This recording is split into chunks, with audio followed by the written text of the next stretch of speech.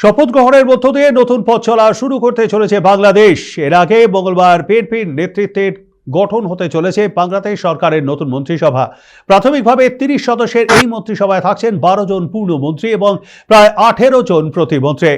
দলীয় সূত্রে জানা গিয়েছে, অভিজ্ঞতা ও দক্ষতার উপর নির্ভর করে এই কার্যকরী মন্ত্রিসভা গঠনের উপরে বেশি জোর দিচ্ছেন বিএনপি চেয়ারপারসন তারেক রহমান।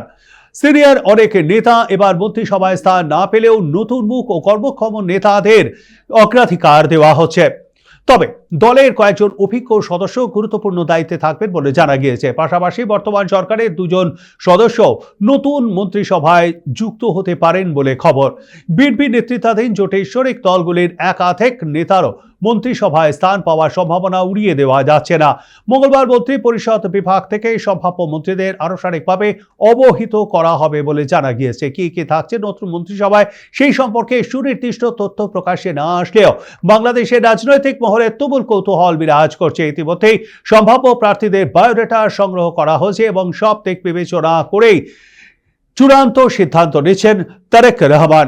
সব মিলিয়ে ১.৫ বছর পর বাংলাদেশের নতুন সরকারের প্রথম মন্ত্রিসভা কেমন হয় সেদিকে এখন সকলের নজর।